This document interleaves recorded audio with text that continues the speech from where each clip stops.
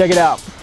I've been talking about this New York trip that I did a couple of weeks back now. It took me longer to get to this point than I thought, but did this trip a while back to do some old school pioneers and just key people from the 80s and 90s hip hop scene who didn't really get there, who did their thing back in the day but might not have got their best props or are get recognized now for what they did and have done for this culture and the music.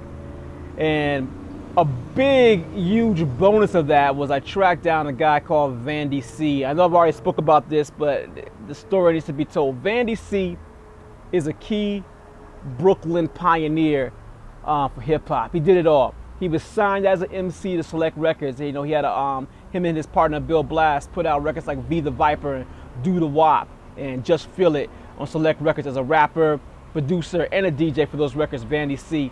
He also, as a producer, did other artists, you know, the Jazz, did like, you know, some tracks on his second album, To Your Soul, including the title track and some great production for the Jazz. Stuff on urban rock and body rock records like Freak L and Trey Bag MC. He did Kid Flash and just a lot of like underground Brooklyn hip hop and even beyond. He was just involved in the culture as, you know, producer. As a DJ, he was like in DJ battles, New Music Seminar, local competitions in New York.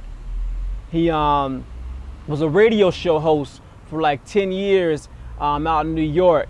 And that's kind of where this story really comes from in this particular case. You know, from like early 80s, about 1990, he was on the radio with the Get Busy or Get Lost radio show. That was, you know, like you had the top New York guys like Mr. Magic and Marley Marl and Red Alert and Chuck Chill Out, Awesome 2, and people like that. But around at that same time, another key name in that puzzle was Vandy C and Get Busy or Get Lost radio. So this guy was kind of all over the place doing a lot of things. And then around early 90s, he sort of disappeared from the scene.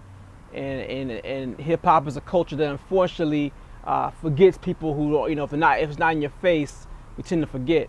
So I tracked him down and found out he was now a pastor, and he's out living in New Jersey, running a church, doing great things for his community. I told him I was intrigued by his story and his history in hip hop, and I wanted to interview him.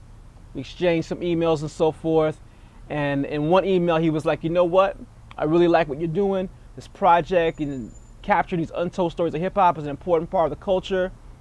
I got these records in the basement that I haven't touched in about 10 years. And I've been meaning to get rid of them. I've actually offered them people, but no one bothered to come out here and look at them and pick them up. He's like, if you come out here and interview me in my house in New Jersey, you can have them. And I was like, what do you mean have? He was like, nah, you can have them. They're yours. If you bring a truck or whatever and move them out of the house physically, they're yours. And I was like, okay, when you say your records, what do you mean? Like, what's in the collection? He's like, it's the collection. I'm like, the collection? He's like, the collection. I'm like, that sounds too intriguing to not even at least attempt to find out what's going on. So I got a U-Haul truck and I'm working on a little mini documentary about that whole situation that'll get up soon too. But basically, he gave me about 3,000 records, something like, you know, between 2,500 and 3,000 records, something like that.